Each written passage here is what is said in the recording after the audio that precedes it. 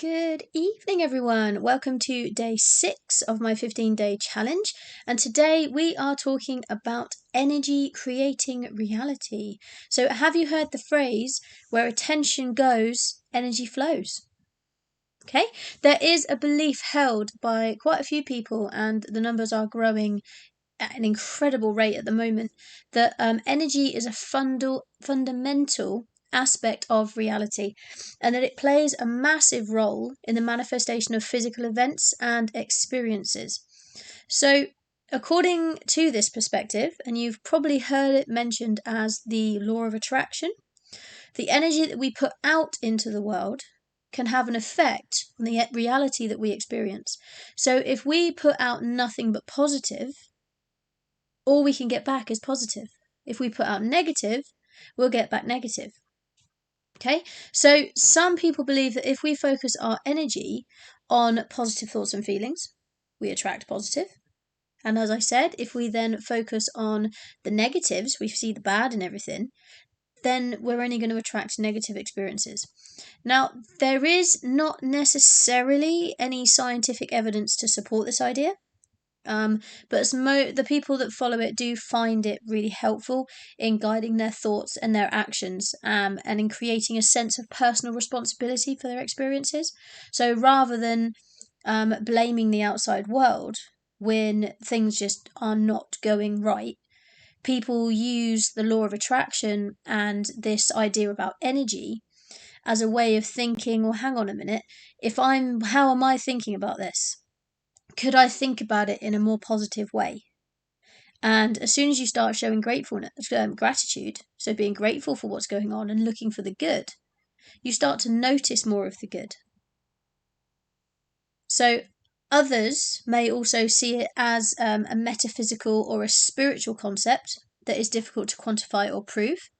But ultimately, the idea that energy creates reality is a matter of personal belief and interpretation. I'm not going to sit here and preach to you and say, you have to believe this is true, blah, blah, blah. You're entitled to your own opinion, as am I. I'm still working through this to try and find how it works for me and how much of it I agree with. So, like I said, it's very similar to the law of attraction, which was brought into kind of modern thinking by the film The Secret by Rhonda Byrne, who had all of those really big gurus, my mentor Bob Proctor included. Okay.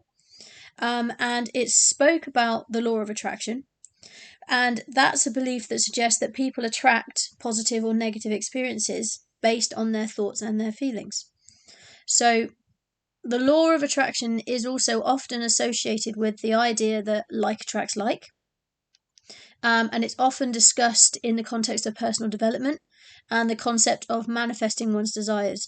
So, manifesting, law of attraction, vibration, frequencies, all these kind of buzzwords are becoming more commonplace in our everyday lives. So many more people are starting to actually get exposed to these ideas, believe in these ideas, that sort of thing. And like I said, there isn't necessarily any scientific evidence. I'm sure there are some researchers working on it somewhere. But a lot of the people who are out there really pushing this have their own personal experiences. So I recently started the book Get Rich, Lucky Bitch by Denise Duffield Thomas. And she speaks about manifesting and her 5-step process to manifesting, and how she's managed to manifest and attract to her all of the good that she's currently experiencing. So the 6 to 7 figure income, the 6-month all expenses paid trip around the world experience that she managed to manifest and attract to herself. So there are a lot of people out there who do believe in this and who are really going through it in a really strong way. So the phrase I like is, where attention goes, energy flows. And because I like that one, because it suggests to me that where we direct our focus and attention has a powerful influence on the events and experiences that we bring into our lives. So when we give our attention to something, we're directing our energy towards it. which can then have an impact on the manifestation of our experiences. So, for example, like I said before, if we focus on the negative and we only see the bad in any situation, we may be more likely to attract negative experiences and outcomes. I don't know if you've noticed, but if you wake up on the wrong side of the bed, so you wake up, you stub your toe, you fall over, you spill your coffee down your shirt, you get toothpaste on your collar, the car doesn't start, it's chucking it down with rain, you step in a puddle, all the rest of it goes on and on and on, and you start the day really badly. When you then start in the car, you manage to get the car started, every single traffic light turns red. Every single person tries to cut you up. There's so much road rage. Everybody else is being a twit. I wonder if you were in a better mood, how you would view those circumstances. I know when I've driven with my partner and with other people, something will happen on the road and they'll get really, really upset. How dare they cut me up, blah, blah, blah. And I sit there and think, maybe that person didn't even look. They haven't cut you up because they felt like cutting you up. They've cut you up because they're also trying to get somewhere. And they didn't look, they didn't see you. Yes, they might have deliberately cut you up. They might have seen your specific car and gone, right, that's the car I like to cut up every single day. Doubtful. Really doubtful. Don't take it so personally. But we do. We're human. We love to focus on the negative, which is why I've stopped watching the news. But on the other hand, if we focus our attention on positive thoughts and feelings, we're then more likely to attract positive to us. And I know that I have been having a play with this, and in circumstances which are pretty crappy. So I'll give you one example from when I was working in a school before Christmas.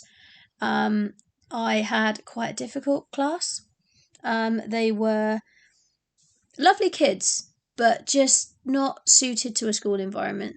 They're just, school is not for them, shall we say. They're lovely, really good personalities and everything else, really great individuals.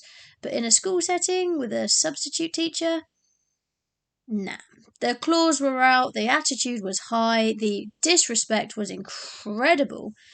And I managed to get through, luckily that only lasted an hour, but I managed to get through it and not let it affect my day by concentrating on the positives at the time. So the lesson that was set was just a video. So it was a case of they had to just sit and watch the video and take some notes. And my approach to substitute teaching is that this is your education.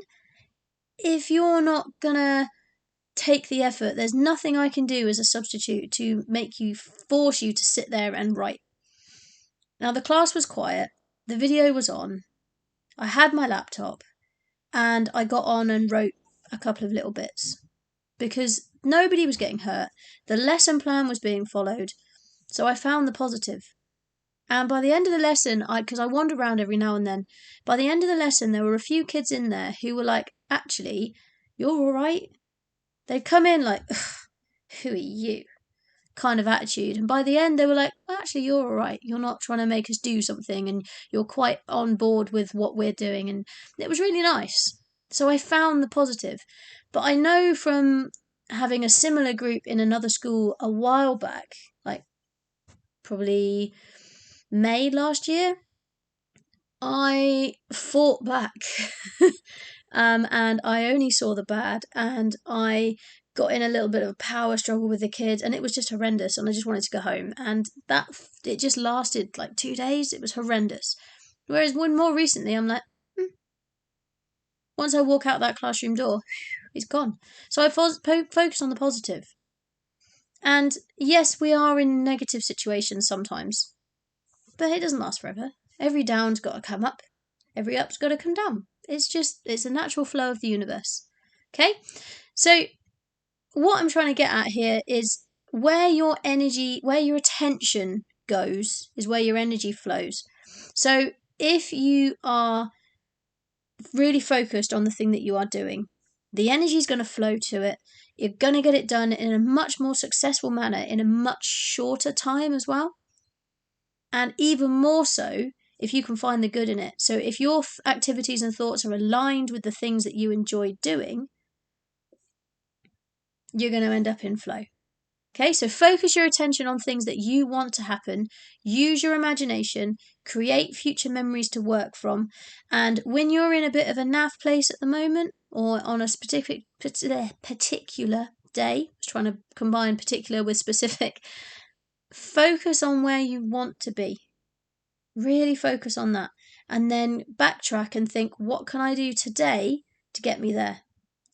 Now, if you're in a job you don't like, it could be that what you're doing today is getting paid so that you can work towards the financial and the time freedom that you're looking for. So that is all I want to say on this matter today. Subscribe, like, follow, comment, all of those good stuff. I love having interaction.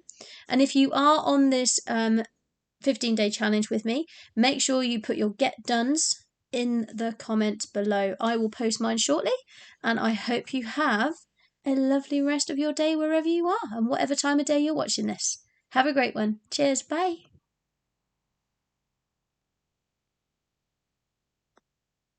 Stop.